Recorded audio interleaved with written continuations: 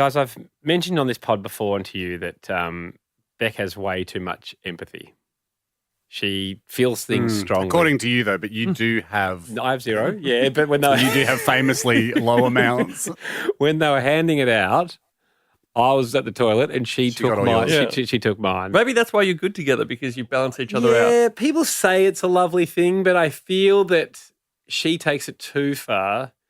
And I'll give you two examples in recent times. We went to the Grand Prix not long ago, and they had a V8 supercar race after the qualifying day. So they had and something had happened to the Castrol car, like whether it was an incident on the far side of the track that we didn't see anyway, or it was just poor driving, or the car's not great. But it was 400 metres behind the rest of the whole race. Something's gone wrong. And it'd be a pretty tight crowd on, like, pretty tight pack on that day because there's not that many laps. It's not that many laps. So there's like, woo, woo, woo, woo, woo, woo, and then there was a 20-second wait. Yes. And then it would come past. Beck turns to me with this shocked look on her face and says, "What happened? What's happened?" And I said, "Well, he might have had a little accident, or it's a shit car, or he's a shit driver." Sometimes it's motorsports. Oh. And then the next lap. Oh, it's still hanging in there. 30 seconds in. Beck looked at me and she was just getting more and more distressed for the little Castrol car that could. Oh, no. Don't tell me you've had to adopt a V8.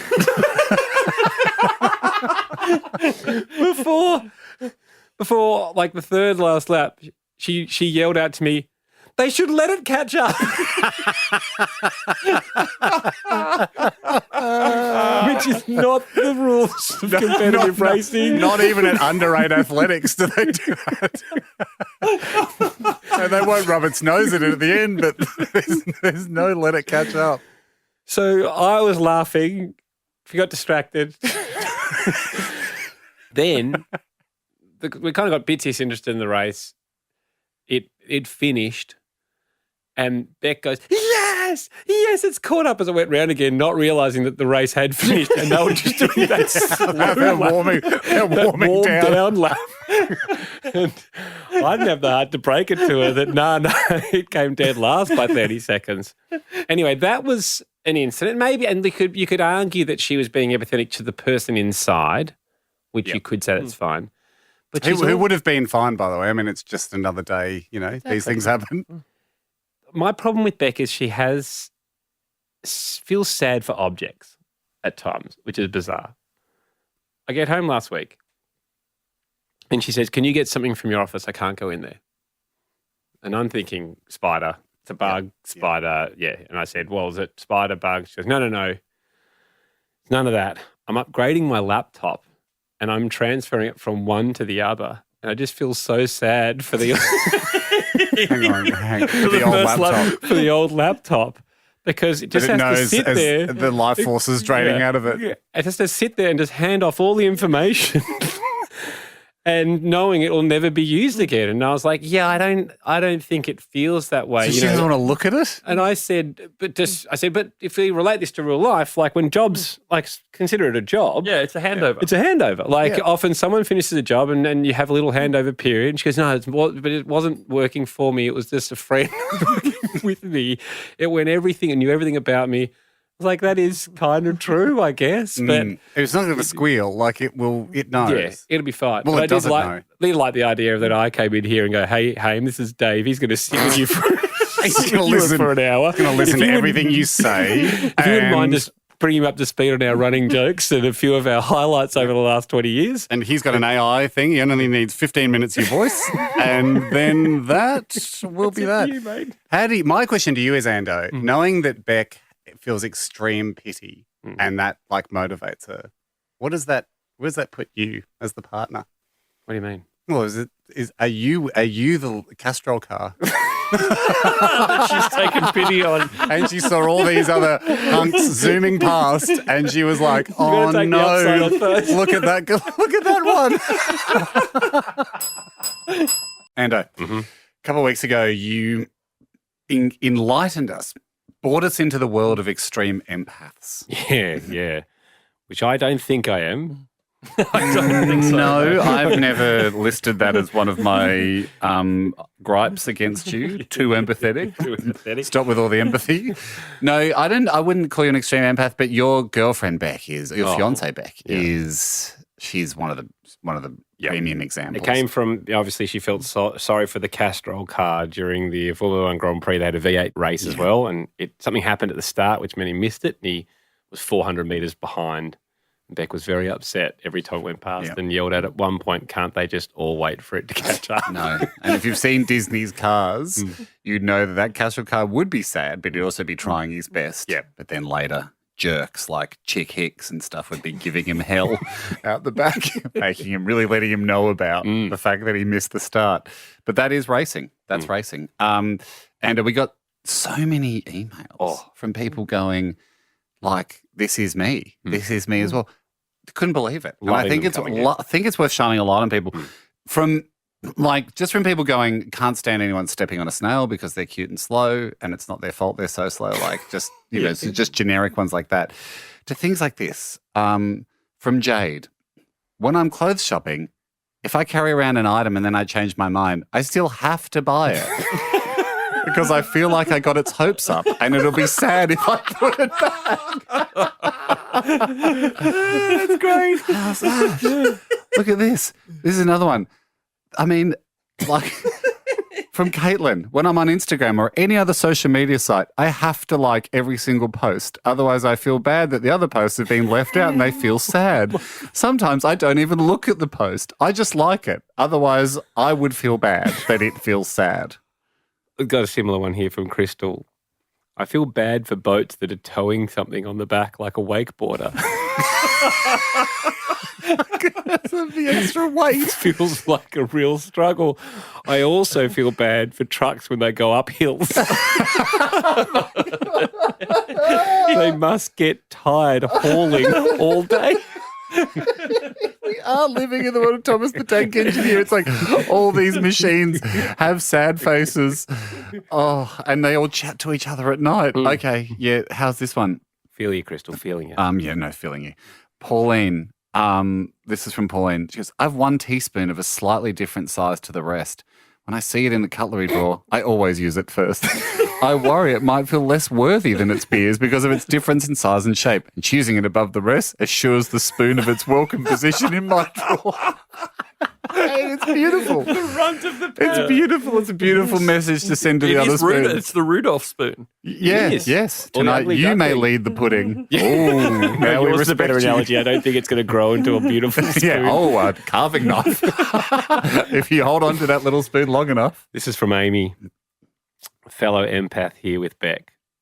My husband and I will buy Arnott's cream favourites that have 5 different biscuits for our cuppers. I can't just pick one, so I always have 5. I don't want a variety to feel left out, but I'm always so full. More biscuits. But this is the lengths. But this is, I mean, God, these beautiful souls amongst us. That we don't know that this is going on because we're just munching away on a biscuit, having a nice time. But people are putting so much more emotional care into the world. This one really got me. I was like, I don't even know how this works. This is from Rory. I think I'm an empath because when I'm out for a run and I happen to accidentally land on a crack in the path with one foot, I'll have to go out of my way to run onto another crack with the other foot and land it in the exact same position as the previous foot had experienced it. Otherwise, I'll feel bad that one foot has stepped on a crack and the other one hasn't. Oh, so it's about his feet? I think his is more OCD, isn't it? He's trying to make his feet not feel bad about each other. So he's like, it can make running quite frustrating. I imagine it can. Yeah. Tracking all the cracks in the world and making sure that each foot has had their fair share of cracks. Is crack an advantage or is it? I don't know. I think it's more just like, I used to think of something, but I guess it's just the foot's had one. So they've had a different experience. Yes. Now the other foot's like to share it with the other foot. Kayla nominates her dad as an empath. And look, it'd be fair to say, if we talk about genders, obviously there's all types, but more females have written in for this. We are seeing a few more girls. There's not tons of blokes writing for this. Her dad, he said, he will rotate his socks evenly through the sock drawer. he'll never wear one again until everyone's had a go. Really? Because he doesn't want Doesn't want them to feel left out. just wants them to all know that he cares about them. How could you possibly do that? I reckon I never do that. No. I have hundreds of socks because I go through spurts of worrying that I'll run out of socks. So I just have sock security is what I care about. Yep. Then I have almost like the mantle of the earth. I have like I have a very deep sock drawer and a layer that I haven't looked under for years. That may well have some of my favourite socks in it. But then about the 9 pairs I enjoy, they rotate round like topsoil. Yes. But as you dig down into the crust, you will find some of the ones from COVID that I bought. They're still in there. They're doing a very important job. They're holding up the topsoil, but I'll never dig down that deep. Ham, we had no idea of a rich vein of people that we're going to be kind of tapping into when it comes to extreme empaths. We talked about my girlfriend being extremely empathetic when it comes to people, which is probably nice. When it comes to object, which gets a little bit annoying, to be just honest. assigning human traits to objects. Yeah. I think the one that I brought up was that she asked me to go into the study to check whether her old laptop had finished transferring the information to her new laptop because she felt sorry for the old one having Didn't to want to teach see the new one all the Yeah. new tricks. Couldn't go and look it in the face. I'm so sorry I replaced you. Look, Ando, there are so many extreme empaths out there, and we're the place to hear them. We'll be, I mean, are we empaths for then understanding what it's like? We're more of a repository. More on the fence. I'd love to be able to claim any kind of empathy from my side of the fence as the Tin Man, as my sister called me. But yes, I don't think I'm quite in that category. But I do love They're hearing out about there. them. They're out there. Mate, it has been a flood. Do you want me to What kick have it you off? got? I'll kick it what off have with you got? Sarah here. I like to water household plants with lukewarm water. I don't want them to feel too cold. God, it's probably not good for them. No, yeah, I think actually plants like colder water. I watched course they something do. recently that said put ice blocks in. Yeah, they grew up outside where it's all cold. They're not having showers. They're drinking. This is great. one. This is from Cassie. Can relate to Beck's struggles. Whenever my partner separates a bunch of bananas at the supermarket and leaves one its own, I always go and get it to match it up so it doesn't lose its friends. Like, you'd be like, oh, we got 4. No, we only need 3. No. You're coming with us. Coming with us. Exactly. And, or she writes, or I go and put it with another solo banana. So foster it out to another banana family. This is what I love about all this stuff. Just going, no, these things have feelings. I assume no problems later when you tear its skin off and eat it alive. No one's bothering preparing there. the pavlova. Oh, and did you eat it alive in front of its friends? Yes, I did. But at least it wasn't lonely. This one from Jordan, extreme empaths. He says, my wife falls under this category. She doesn't like to use texters because she thinks you'll hurt their little noses.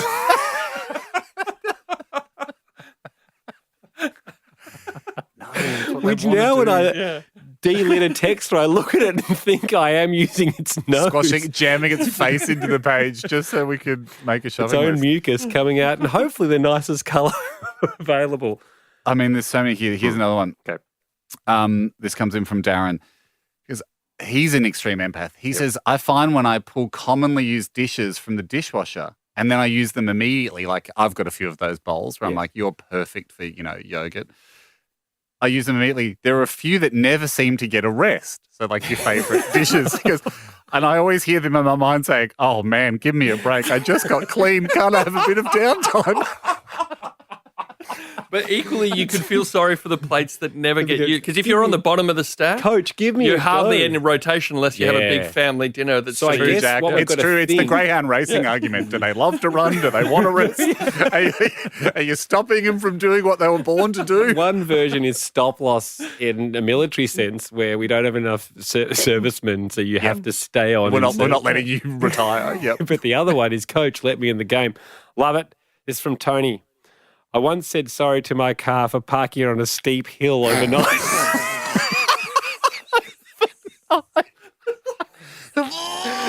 Old. As in the relief when you took the park brake off in the morning. Oh, where have you been? Thought you were going back early. Mate, there's one more? been a bunch too. Yeah, I mean, there's a bunch too on Instagram too. This is from Miller. My husband was getting a knee replacement and I cried because I felt sorry for the knee being taken out. Yeah, that's no good. Andy Hoskins, I'll throw this one more at you from New Zealand. Ahoy to you. My mother is one of the biggest empaths. She knits teddies to donate to children's hospitals, which is lovely. I don't think that tips into crazy yet. She makes many and sends them all as a big bunch, but when she finishes one, she feels bad for it, so she knits them a bed and a blanket to keep them warm until they're sent off. So sweet. That is lovely. That is lovely. I got one to juxtapose that with. This is right in the zone. Lisa, she goes, when I'm filling up the photocopier paper drawer at work and it's not empty, so there might be like 10 sheets left, right? I pull the paper out that's in there. I add in the new paper. Then I place the existing old paper on top. It's not fair that they have to wait another 500 sheets to get their go. It's like a water slide. Can't just have someone cut in 500 people, corporate event, cut in front of me. Pain, they keep trickling in. This is extreme empaths, people that are so empathetic. Not just to other humans, we know that's a fantastic trait, but when it extends to being empathetic for objects, it feels like a big burden in your life that you can go through.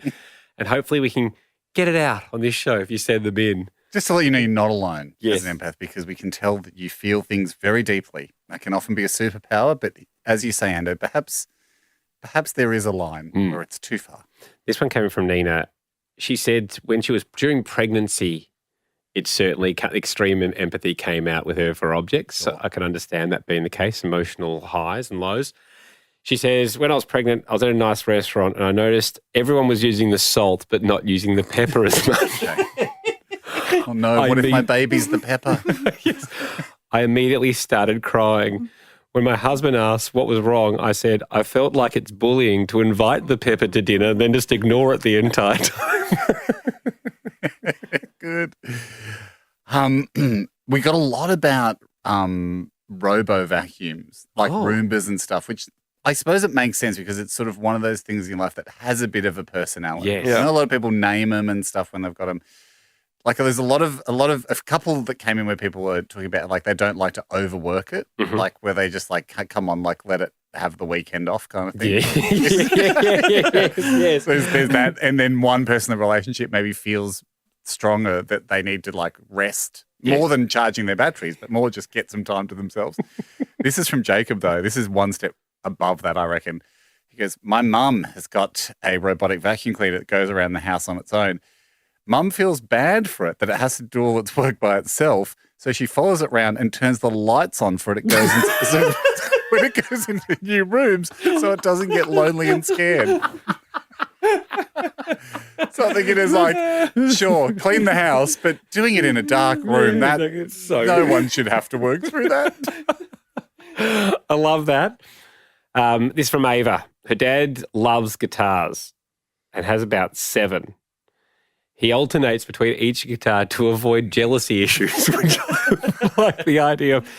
She says he keeps 2 guitars in the separate rooms, and there's one in the study and there's 2 in the shed. But he'll constantly go out and rotate them again to avoid jealousy issues with the guitars. So good. Why spend the time? They'll be okay. But Jack, you'd have more than one guitar. I do, and the Yamaha, which I love, but it's hanging up now as more of a showpiece, so I don't play it as often as the acoustic guitar. Right, where's it hanging? It's hanging in my office. As a reminder to just sometimes slow down and appreciate the good things in life. Don't always be in such a rush. Is it in shot when you're on a Zoom?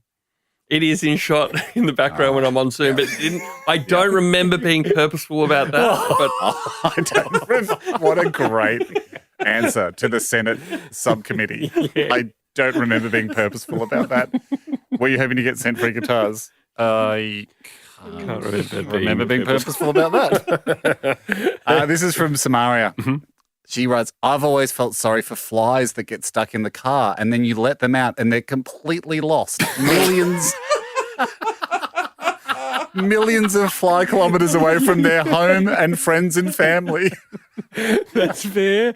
That's fair. I often wonder about this. I don't think this is being an extreme empath, but when I go to take the rubbish out and you lift up the bin, like I lift up the green bin lid, flies will fly out, right? Like sometimes several flies will fly out. And I'll be like, do they want to be in the bin or do they want to be flying around? Like, was that a fly making a huge mistake leaving the bin, or have I released one that thought it was going to die in there? Because they're essentially trapped, but they love what's in there. Trapped in paradise. Yes. Trapped in Willy Wonka's chocolate factory. Yeah, but it's nice to have a bit of fresh air. But they don't want flies. They don't want. They eat shit. They don't want fresh air. True, they may have hatched in there, so they might not know any different. In which case, it would be a severe downgrade. Yeah, they'll leave that. That's like that utopia. Yeah, that's like kids like growing up, silver spoon, everything done for you, live in a bin, never have to worry about things, never have to worry about life. Welcome Get to the out. real world. Yeah. Birds, spiders, real shit. That's true. That is true. Final one. This is from Kat. As a kid, I used to park my bike at school next to the one that was the same model so it could hang out together and find things in common while I did the school I'm not hanging out with a tricycle. These keep pouring in. People with empathy for objects. Extreme empath. Extreme empathy. Someone asked on at hamishandy.com, hey, can we get an opener for this segment? Because we get excited to see it. But yeah, we've been doing it for a couple of weeks now, so it probably deserves an opener. And we thought, what song should we use? Well, in the spirit of Extreme Empaths, if we pick a song that we go, that can be the opener, won't all the other songs in the world feel sad that they didn't get picked as the opener for Extreme Empaths? So we asked Marshy here, could you make a short couple of second wall of sound that's all the songs in the world? So they all get included in being in the opener and no one feels left out. So let's do it. It's time for Extreme Empaths. There we go. So hopefully we don't have any sad karaoke versions of songs sitting on the bench going, what about me? And I'm going to kick this one off. Shelley Walsh, she's an empath. She says, look, every morning when I take my vitamins, I get the vitamins out of the jar, but I close the lid of the jar first before I swallow them. So the remaining tablets won't see what's eventually going to happen to them and they don't have to live in fear.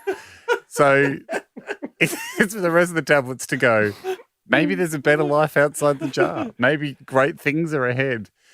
It's so many, there's so many conflicting. I'm so fascinated by the logic that people face when they're like, they add these feelings to these little, like, food, stuff that we're going to eat. Where it's like, do they want to be eaten?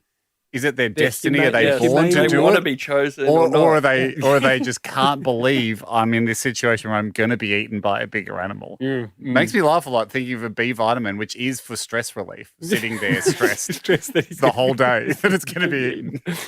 This one came in from Tess. She said a friend of mine's an extreme empath. When she boils water and throws it down the sink, she immediately puts on the cold tap because she feels the sink is experiencing intense heat. Don't want to burn its throat. You'd hate for the sink to not be able to taste dessert. Just burnt its tongue. Oh, good. Oh, this is from Blake. Oh, guys. When I use my Google Maps to travel to unknown places, or just sometimes I have it on to check traffic, etc., when you arrive at the said destination, Google Maps is always very excited at the end of the trip and always asks you to rate how well the trip went. I feel really bad when I end the trip before I arrive at my destination because Google will never know how I felt and will never know if I enjoyed my trip or not. It eats me up sometimes inside for days. Wow. Anyway, I love the podcast. It's an interesting one.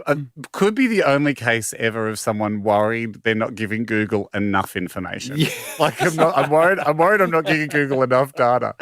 Can I call up head office and go, sorry, I took a trip the other day. I just want you to know, 4 stars. I almost loved it. Got another one in the tech game then, Ham. This is from Mark. He's a Kiwi teacher, but he's in the UAE. He says, I'm a teacher and often use Chat GPT for great ideas when I do in the classroom. But I feel bad for it when they give me an idea that's not quite good enough and I need to ask it for more. I always feel like I'm inconveniencing ChatGPT. So when I need another answer, I'll type something like, I really like that idea, but can I have one, can I have one more just in case?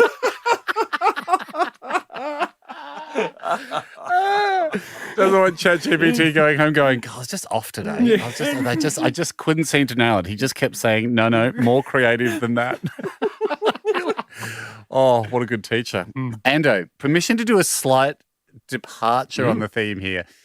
This is from Tane, and she writes and goes, look, the opposite of an empath is an apath. Right? So someone that does it, that's maybe doesn't feel it. But I mean, there still is, you'll see what I mean here, like still attributing human behaviors to something. So my brother's girlfriend has a robo vacuum. Must be very nice. Now, we've had a few robot vacuum ones before, but usually people feeling sorry for the robot vacuum that has to do all this work, lives on the floor, eating dust all day, like, hell of a job. But in this case, if the robot vacuum, named Slav, doesn't do a good job, i.e. misses some rubbish or gets stuck or is not up to scratch, she'll get out the stick vacuum and vacuum in front of Slav to remind them that they are replaceable and to make them work harder and pick up their game. Yeah, I like that. Well, this one's a bit sideways as well then. This one's from Nina. She goes, I'm not nominating myself as an extreme empath. I have a giant stuffed teddy bear in my room called Oscar. Every time me and my boyfriend go to have sex, I make sure there's a towel over Oscar's head so he can't watch us. He knows what's going on. I assume if the eyes work, the ears work as well. God, I'd love to see. You'd just love to see it from Oscar's point of view, wouldn't you? Just towel go on, and when do they decide it's safe to take the towel off? Like, get dressed again, or can you be nude? And it's the can of, it's not a can of worms, it's a can of feelings. It's a can of feelings we've opened on this show with extreme empaths, and we'll stop reading them out when they stop rolling in. But the quality just remains so high. And she started this for us. This the original. There's a lot of like-minded people like her. We've got to open it for it, in fact. Let's do it with all the music in the world. Not leaving any song out. We're not leaving any song out. No song can feel sad. And this actually comes in from I've got an audio recording of an empath. Oh, great. Fun fact, listener of the show and Aussie legend, guy called Lachie Morton. He's a mate of mine. You might not be aware of him. He's currently, people in cycling will know who he is. He rides for EF, Education First, the pro team. But he's currently trying to set the record for fastest lap of Australia. I've seen this guy. Unbelievable distances. Like the numbers are mind-blowing. He's doing between 400 and 500 kilometres a day. Wow. On the bike. And so My that obviously car gets tired doing that. And he's not feeling sad for his bike. No. His bike loves it. I guess his attitude towards his bike is like a sheepdog. Loves to run, loves to get out there. Started, if you can visualize this, started, I think it was around Newcastle-ish, and he's going anti-clockwise. So it's been going up Queensland, across the top, into Western Australia now. But obviously, like, you spend a lot of time on those roads up there. You run into road trains, and he sent me this audio recording. He's obviously listening to the pod, so shout out to Lachie on the road. He sent me this audio recording with being an extreme empath in mind. I've developed a strange empathy for the road trains when they're stopped at night on the side of the road, like sleeping. In my head, it looks like they're sleeping, and I try and make as little noise as possible and turn my lights down so as not to wake them up, because I know how hard they're working during the day. Anyway, I'm not an overly empathetic person, but I feel for the big road trains when they're asleep. I know how hard they're working. They are, though. He's out there on there. He sees them zoom back and forth. To us. There's certain movies, like I now feel for Cars more than I did just because I've watched the sure, I mean, you look at Mac animation. And what he has to go through and how good he is to Lightning McQueen. Brilliant luck. Good luck with that. Haim, this one, I want to kick this off with a girl called Jessica. Great. And she's got a great story about him being an empath, but there's also a side story, which is exciting. Yeah, great. Hi, guys. The Mr. Bean you discussed a while back is my dad. Oh, great. She said, we're proud Mr. Beans. And yes, people giggle at our name all the time. Happy to help. So this is Jessica Bean. She said, whenever I go to the ice cream shop, I order the flavour of ice cream that has been least selected. Now, I'm all for being empathetic, but you don't mess with an ice cream order. There's a reason that's the one it has you to be avoid chosen. because you're like, well, obviously it's unpopular. It's natural selection at work. I mean, sometimes they do replace a tub. You know, Yeah, like true. You could be getting the most popular. If you ever see a full chocolate, it hasn't been left behind. Is what I'd say to that's Jessica. a replaced tub. Yeah, but if Very she's good call. there in some kind of weird pistachio land or whatever it might be. How's this? Ando, this is from Mia. I saw a kookaburra the other day and I was admiring it. So far, so good. As I got closer, I realized it was actually a crow, but I felt so bad for being disappointed that I tried really hard to keep admiring it.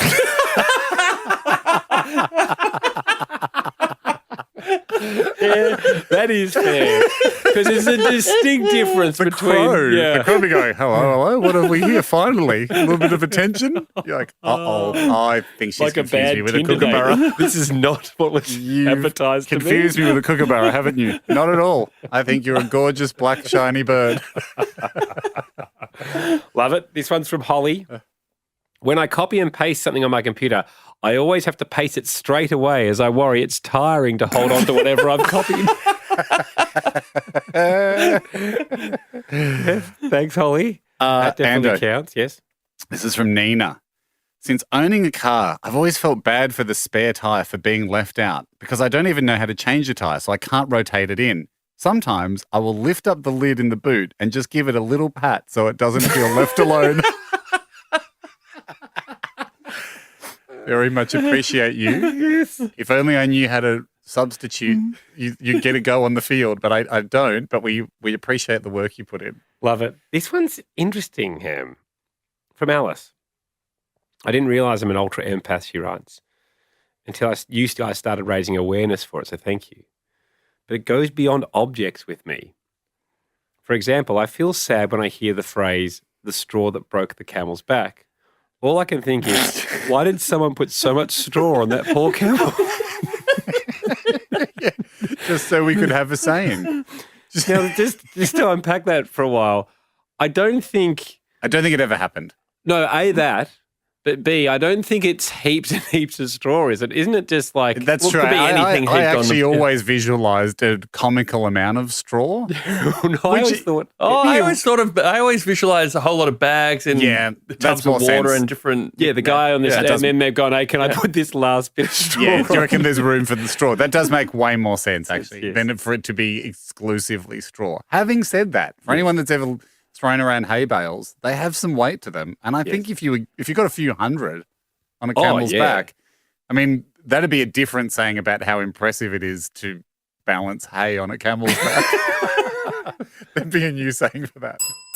And the list... This list continues to grow. Just when you think, okay, I think we've covered everything in the extreme empath world. Yes.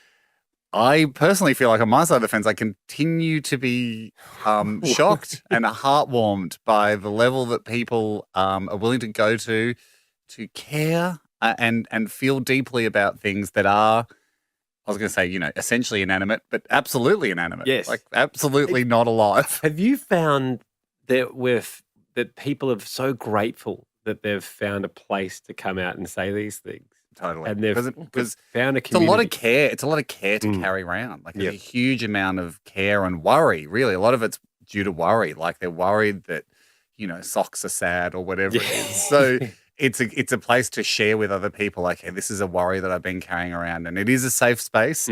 But it's time to do another batch of Extreme Empaths, and the opener that we have, if you've not heard it before, is usually we like to do a little funny song.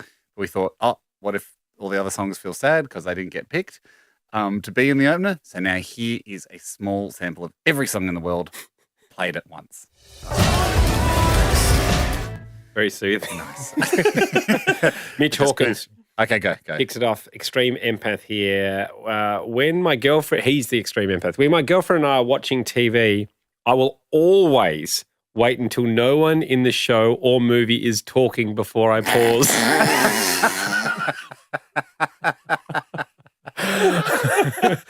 I don't want to be rude or cut anyone off. Yep. My girlfriend, however, will get up and leave the room while the character, is still talking, and sometimes I catch myself apologising to them. Like it's the theatre. Good, Okay, Mitch. great. We feel you. This is from Joe. His wife, Mel, is an extreme empath. He says she's got a few habits, but his favourite is when she stacks the dishwasher. When she puts in the cutlery into the bucket thing, she'll arrange them so they all have at least one partner. So, spoons with spoons, forks with forks. Furthermore, this is my favourite bit, the teaspoons are, in her mind, babies and must be placed with a responsible adult spoon. He goes, this means sometimes larger clean spoons go back in just for the purpose of caretaking the baby spoons. I also love that it's like, you don't leave a teaspoon with a fork. He doesn't know the fork. No, It's a exactly. stranger. Stranger danger. It's like it's a kid with this strange adult. No. Chuck a couple of spoons in there to make sure that it's not freaked out in the dishwasher. Ben here, Ham. He says, I've been listening to the recent pod regarding circumstances of empathy for objects and needs to report his girlfriend's empathy for a certain grape. Certain grape? She recently told me she accidentally dropped a grape under the fridge. Having subsequently realised it'd be likely to be under the fridge until the fridge is replaced and not moved for many, many years, she kicked a second grape under there just to ensure it wouldn't be gone. Whoa. So it's like if only one Beaconsfield miner was trapped. It's true, isn't it? I don't think we can get you out, but we're going to send Brant down, Todd. So you guys have got some company. Not a strategy you see very often for people that are trapped. Oh, tell you what, though, if you're running the cable down, why don't I could just grab onto the cable and be released. No, we're not confident with that. Why have we invented a one-way valve for Brent to have to go through and hang out with Tom? Yeah, it's got an email he goes from Brad. He doesn't want to go down. Yeah, this decision's been made. Oh, my God. Okay, this comes from Fraser. Fraser, hey, boys, number 6. I'm not normally that empathetic. However, recently I was driving my Subaru and it has an auto brake detection feature. I was at a set of traffic lights. The car in front of me slammed on the brakes. I missed it, but the car picked it up and saved me from rear-ending the car in front. Ooh. As a reward, I fueled the car up with 98 octane.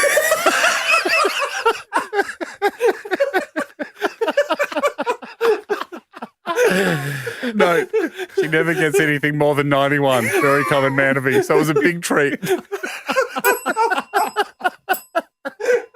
Hey, not only has this provided a bit of a support group for people out there that are empathetic towards objects. Yep. I think people are discovering that they're also extreme empaths. I agree. The more we do this, the more people are like, actually, I do have these feelings. Yeah, exactly. Anyway, here's the opener. It's all the songs in the world played together at once, so no songs feel left out. Okay. And hey, can I kick this off quickly? Courtney says, hey, the NRL and AFL Grand Final have been an absolute nightmare for me because I feel really sad for the buckets of confetti for the teams that didn't win because they didn't get the colour of their team didn't get shot out of the cannons. And so I can't stop thinking about the confetti sitting there and probably just getting put in a dark cupboard somewhere. That's true. They'd be ready to be fired out, wouldn't they? Here we go, boys. And then, for the AFL Grand Final, the Swans colours would have gone, okay, guys. I don't know. The confetti near the top, who could see the score at halftime? Yeah. Don't get your hopes up, guys. Don't think we're flying high today unless there is a cannon mishap. And they make a whole lot of merch so that you can buy merch straight after the game. So there would have been, for the AFL Grand Final, for example, there would have been a whole lot of Premiers Sydney 2024 T-shirts and caps that just, I don't know what they do with them. Do you know what I heard? I heard they get donated to charity. And so same with Super Bowl merch for teams that don't win. And so then there are like pictures I saw at one time, like doing the rounds, like in developing nations, there are like kids wearing all the non-winning jumpers. So it's like, The factually inaccurate. Like, Patriots win Super Bowl 48 or whatever. If they didn't win, they've got all the merch on. Interesting. This one is from Tim. He said he's not the most empathetic person. However, the extreme empath segment has exposed something inside of him. As part of a house renovation, I installed a new internal door handle. So a knob on both sides that are the same, but obviously one sits on the inside, one sits on the outside. Yep. Like just a door handle, is that what we're saying? Mostly Most like that, but sometimes, I think he make it clear that sometimes you can just open from one side or sometimes there's a different door handle on the inside to the outside. To the outside, weatherproofing. Yep, okay. Yeah. Okay. Every time I come to the door from the outside, I think of how cold it must be for the outside handle and how jealous it must get of its brother who spends all its time on the inside. Laughing at him through the little square hole. Yes. It seems so unjust that one handle gets central heating while the other one gets frostbite. Yeah, that could make sense. This is one where we're like, okay, this is from Amberley. And you go... These are the times when I go, if you think this way, it just must be so fatiguing all day, right? The energy. So I empathize with her empathy. She said, look, I didn't know I was thinking like this until the pod came out. When I'm hanging my washing on the line, I'm very conscious of how much time my clothes spend together in my closet. I like to hang items of clothing next to an item that they might not have had the opportunity to interact with. Due to the proximity and the geography of my wardrobe. Yeah. And in case they're sick of being with the same clothes all the time. So, leggings and leggings. You'd be like, well, why don't you go and meet the hoodies? However, I always make sure to hang a familiar friend close by. Just in case they don't like the new matchup I've given them. Layers on layers on layers. That's amazing. Actually, I do prefer... Everyone has to dance with everybody. But at the end of the day, come back to sometimes it's nice to be close to another leggings. They understand what you're going through. Hey, this is from Rob. My wife and I ordered a new couch. She was 8.5 months pregnant when it arrived. My heart honestly broke that the old couch wasn't going to get to meet the newborn baby. Brutal. Yeah, brutal. This is from Ben. Mm-hmm. Hey guys, my ridiculous extreme moment of empathy is when I'm watching something, a movie, a show, YouTube, and I need to go to the toilet or get a drink. I never pause it. What? Yeah. Listen to this. Because we've had people that never pause when people are talking because they don't want it to be disrespectful. Don't interrupt. No, this is for something else. I never pause it in case the ghosts or spirits that may or may not be in the room with me enjoying the viewing experience get upset. Oh, wow. I would hate it if at the cinemas the technician paused every time someone else went to the toilet, so I passed the same consideration on to the presence of the possible supernatural. Wow. It grates my missus no end. I reckon it would. It would, yeah. Hey. Because she needs to go to the loo. Can we pause it just for the living? No. Can we forget about the ghost rule? Love it. It's from Lockie. Is it just me, or does anyone else feel upset whenever you think about February and how it's the shorter of the other months? Yep. I really look forward to leap years because February gets an extra day closer to its brothers and sisters. I think the Gregorian calendar should be updated so each year a different month gets stuck with the 28 days. How confusing would that be? All right, lastly, quick final one. Sorry, on that. Just people wouldn't have birthdays. So anyone born, say if you were on rotation, I suppose it's only once every 12 years you miss your birthday. Yeah. It's still complicated. I mean, it's still explaining the rule to why we need this, explaining by going, this is why we need this rule. That's tough. Yeah. Quick one here from Lockie. Every morning he commutes on the train to work with Sydney's new metro. Because at a connecting stop, most people in the train change to the brand new, faster, more modern trains. Out of sympathy, I typically stay on the older and slower train so it doesn't feel bad about itself. And I get that. I reckon, again, we've had this with cars and trains. Yeah. It's because of Disney's Cars and because of Thomas the Tank Engine that I would have absolutely hazard a guess that Lockie grew up watching Thomas the Tank Engine. Well, I'll just throw this one in the mix then to see if this relates to that story and you being a cyclist, whether you feel like this. This is from Tony. About a year ago, I was allowed to get a new bike. I don't know why he was allowed to get one. I but do, 100%. You do? Okay, Because he's married. And he probably already has 2 bikes. The old one as a backup, and his latest one that he probably had for 5 to 10 years. And from year 5, he would have been going, "Can I get a new bike? Can I get a new bike?" Right. And they are impossible to justify price-wise. All right, and you've also probably got hanging space. You have to. I imagine be one out and the other one in. You don't. I mean, bike people just there's a joke that like N+1 is the number of bikes you should have, where N is your current number of bikes. So you're always looking at more bikes, and there's just no. It's explaining to your significant other why the bike is good value at that price is like when girls trying to tell you about the cost of handbags or shoes. Yeah, okay. Yeah, there's just no way you can cut this to represent good value. About a year ago, I was allowed to get a new bike. We understand why now. As giddy as I was, I gave my riding buddies strict instructions not to mention the new bike in front of the old bike before I'd had a chance to broach the subject myself. I do get that. I get that. Yeah, you feel sorry for the old steed. Let's start, because they've been flooding in with extreme empaths. Yeah, let's do it. Let's do our last batch of extreme empaths. Including the opener, Jack, which of course is every song ever written, all played at once. We don't leave anyone out. First one's from Georgia Ham. Extreme Empaths Uni Edition, she writes. Cool. Writing in because as soon as I heard your recent segment on Extreme Empaths, I knew I'd found my people. I'm currently studying psychology at uni and often find myself feeling bad for the people who get thrown in the et al. Part of the citation. Yep. Why should the person at the front get the credit all the time? Because of this, I often risk getting marked down for inaccuracies in my reference list because I will shuffle the names around and let other researchers have a turn before at being the most important. Furthermore, if I'm using the same reference multiple assignments, I'll give each researcher a go at the front of the et al. That is very intricate. That is a good one. Jack, do you know what that's referencing? I don't know. I'm assuming it's like et cetera, is it? So Joe Blogs and if there's if there's like 5, because what did you do at uni? No, I went to TAFE. Very successful. I only hung in there. It's okay. I only hung in there for 2 years. I didn't know. I thought it was you trying to pull the rug out from under me. No, I was happily TAFE educated. We do have our guards up late in the year. Jack punched me. No, I'm just saying I hung in there for a couple of years at uni. You do have to do this in uni assignments where it might be like, post Lee and Blake did this paper. And then when you cite them, when you put them in like the reference, you just have to go post et al.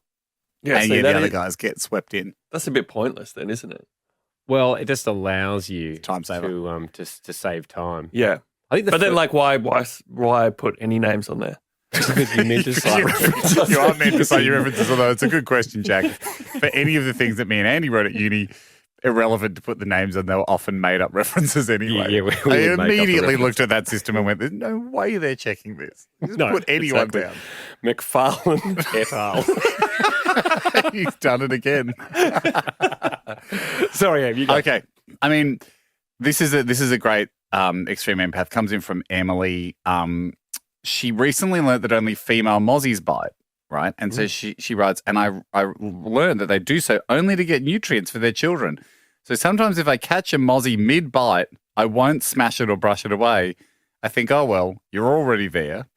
It's going to itch anyway. Might as well let you have a good drink while you're at it. Love it. This is from Holly, extreme empath. My friend will not fully fill her petrol tank as she worries the car will feel bloated. Really good. This is from Jess. I caught my friend Lexi quietly crying the other day, and when I asked what's wrong, she held up one of those mini paper clips that's half the size of a regular clip and said, "He's too young to be working." A common trap you see with extreme empaths is thinking that the small version of something is the baby. The baby version. Like teaspoons of the babies of the spoon drawer. From Ali, extreme empath. Whenever I'm using the Office shredder and I put too many pages in there so I hear it slow down and struggle, I apologize. And I make sure I only put a single page in for the next couple of turns to give it a chance to catch its breath and recover. Gotcha. Active rest. This is from Big Az. Mm-hmm. He goes, around once every week, my wife will remove all the magnets from the fridge for a full day to give them, quote, a little break. Give the magnets a break? Yeah, give the magnets a break. Okay. I think she must think they're just hanging on so tight, like you don't want to fall off the cliff. Like free solo. Yep. During summer, she'll do this every few days instead of weekly, insisting they must be getting exhausted in the heat. Luke in the UK, extreme empath. Ahoy. Here in the London Underground, you occasionally hear the computer announcer say, the upcoming station has a short platform. I always feel sorry for the station with the IP, inferior platform. This is great. This is from Julia. Last one for me. Julia, she's from New Zealand. Because I'm not sure if this puts me in the same category as extreme empaths, but I think it does. She goes, I find myself doing this every week when I clean out my guinea pig hutch. I make sure I always put newspapers showcasing a happy story or even a Sudoku at the top of the bedding pile, just in case they want to give it a read. Gusto to all. Gusto. Keep them coming in over the break, everybody.